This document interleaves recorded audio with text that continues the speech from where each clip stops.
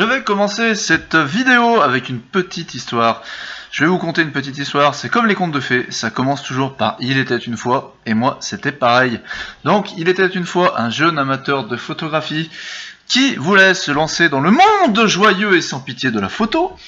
Alors celui-ci cherchait un appareil photo compact, pas trop cher mais pas trop mauvais pour commencer à apprendre les bases, et c'est là que j'interviens.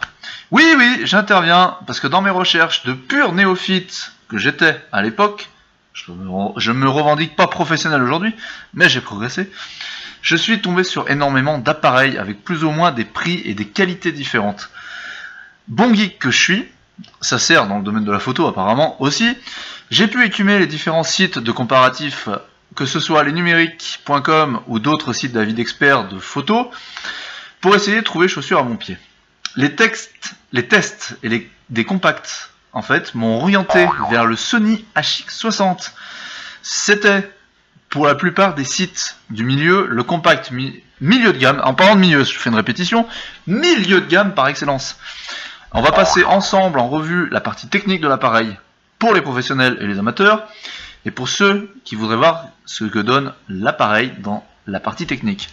Alors on va commencer par le capteur. Le capteur, c'est un capteur 20 millions de pixels qui est stabilisé par l'optique, donc il y a un stabilisateur optique, donc très bien pour faire les vidéos et les photos, sans trembler s'il vous plaît. Il possède un écran 3 pouces qui n'est pas tactile.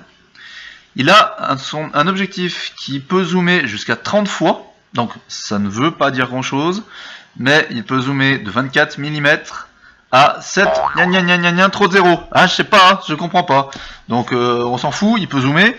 Il a une focale allant de f3,5 au plus bas, c'est-à-dire sans zoom, jusqu'à une focale de 6,3, f6,3, en zoom maximal optique, bien sûr, x30. Puisqu'il possède aussi un zoom numérique qui peut aller jusqu'à 120 fois. C'est-à-dire de la merde, parce que c'est trop pixelisé et on n'y comprend rien sur la photo, malgré le traitement numérique. Nul, à chier, je ne vous le recommande pas. Il peut descendre à un ISO de sensibilité de la lumière. ISO pour les néophytes, je vous expliquerai pas, j'en ai rien à battre. ISO, c'est minimum 80 sur cet appareil. On peut descendre jusqu'à 80 en ISO. Hein, c'est-à-dire que même des appareils haut de gamme, comme son remplaçant, parce que je ne possède plus cet appareil, mais on verra ça en fin de vidéo, son remplaçant peut aller descendre jusqu'à 100. Lui, il peut descendre jusqu'à 80 et il peut monter jusqu'à 12800 en ISO. C'est-à-dire 12800, il y a des moustiques sur toute la vidéo. Enfin, des parasites sur toute la vidéo.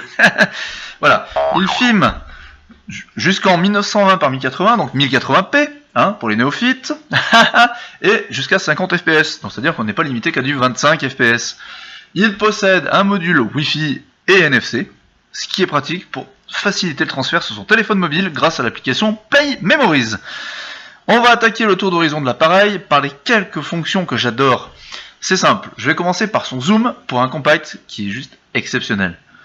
Je parle bien entendu du zoom optique et pas du zoom numérique, dont je me suis empressé de désactiver une fois que j'avais l'appareil dans mes mains. L'appareil photo permet de choisir entre plusieurs modes différents qui se trouvent sur la molette supérieure de l'appareil, comme vous pouvez le voir. On a un mode automatique plus, un choix de scène quand on se met sur le mode scène est énorme, puisque vous pouvez prendre des photos de feux d'artifice, des photos de portraits, des photos de paysages. L'appareil s'adaptera en fonction de la scène qu'on choisit. Il adaptera tout seul ses paramètres. Et bien sûr, bien évidemment pour les pros, un mode manuel. Oui, parce que j'aime les manuels, hein. Manuel Valls, si tu m'écoutes, si tu regardes ma vidéo, je t'aime, qui permet de presque tout choisir en réglage, en passant par l'ISO, la focale et le temps d'exposition de la photo. Voilà, donc grâce à ça, on peut se permettre de réaliser du light painting très simplement et très facilement, voire même des photos en longue exposition la nuit sans trop de problèmes, puisqu'on va choisir facilement son temps d'exposition. On va rester dans la partie longue exposition, photo un peu technique. Donc la technique de la photographie est simplifiée avec cet appareil. C'est simple parce que grâce à des applications qu'on peut télécharger depuis le Play Store, depuis le Sony Store, je ne me rappelle plus comment il l'appelle.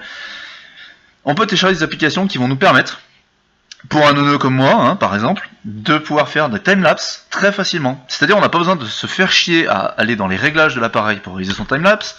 L'application va le faire pour vous. En plus, on pourra choisir comme le mode scène, différents modes de timelapse, donc si c'est la nuit, le jour, etc. Et grâce à ça, on pourra faire un timelapse facilement en 20 minutes, hein, oui, parce que je vous rappelle qu'un timelapse, en fonction de la scène qu'on choisit, ça peut être une photo toutes les 3 secondes, 25 images par seconde, je vous laisse deviner combien il faut de temps pour réaliser un timelapse de quelques secondes. Donc ne le faites pas dans le froid comme moi, parce que vous verrez ici, dans cet encart, il y a un résultat de mes timelapses, et je peux vous dire que j'ai eu très froid quand je l'ai réalisé. Voilà. Bon, on va pas aller plus loin sur la partie application, puisque les applications, malheureusement, je ne les ai pas toutes testées, elles coûtent très cher. L'application pour réaliser un timelapse parfait, par exemple, coûte 9,99€. Voilà, c'est-à-dire que si vous avez 9,99€ par application, je vous laisse faire le calcul, le prix de l'appareil photo à la fin vous revient très cher. Voilà, donc on va continuer dans la partie appareil photo en citant un autre gros point positif, c'est le couple NFC Wi-Fi. Le couple NFC Wi-Fi qui permet de transférer grâce à du sans contact ou du Wi-Fi, en condition que l'application pour le Wi-Fi soit installée sur le téléphone, elle permet de transférer soit une photo par une photo, ou bien alors, deux autres modes se présentent, les photos de la journée, c'est-à-dire que si vous sortez pour faire une longue session photo dans la journée, vous êtes capable de tout transférer vos photos en une seule fois sans les sélectionner. Toutes les photos de la journée seront sur votre smartphone, ou bien vous pouvez transférer la globalité de la mémoire de votre téléphone sur votre smartphone. Attention, ça ne marche qu'avec les photos. Les vidéos ne peuvent pas être transférées par ce biais-là. Il faudra forcément passer par un lecteur de carte mémoire pour les décharger soit sur un iPad, soit sur le PC. Voilà, gros point noir, malheureusement, ça ne gère pas ce transfert-là, que ce soit par le Wi-Fi ou par le NFC.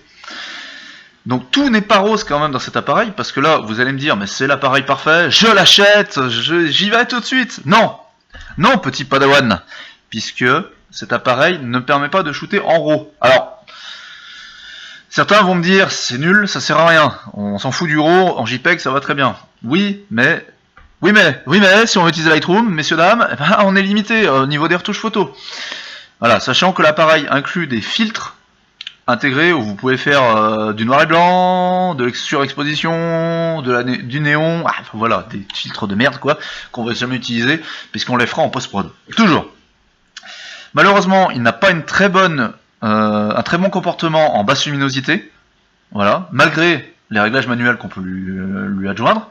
Oui, encore Manuel Valls, hein, si tu es toujours là, tu me réponds s'il te plaît. On peut toujours pas avoir une bonne qualité en basse luminosité. C'est vraiment très variable. En fait, si vous avez de la lumière artificielle, style lampadaire, néon, ça va être très dégueulasse sur votre photo. Vous allez avoir l'effet étoile sur chaque lumière, qui sera pas compensé à cause de l'objectif qui est vraiment minimum. Le capteur aussi photo qui est pas exceptionnel. Il a surtout un gros point noir qui me fait changer d'appareil parce que je ne supporte plus ça. C'est que vous faites une photo, vous devez attendre 9 secondes avant de pouvoir enchaîner sur une autre photo. Alors, sans mode rafale, j'entends bien, mais si vous faites une photo, vous voulez enchaîner tout de suite avec une autre photo, vous devrez attendre 9 secondes. C'est, on va dire, inadmissible en 2016, sachant que l'appareil date de 2014, hein.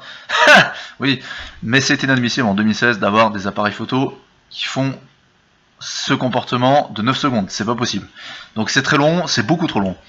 On peut rajouter le micro de l'appareil qui est quasi nul, puisqu'il ne permet pas de capter un son très bon.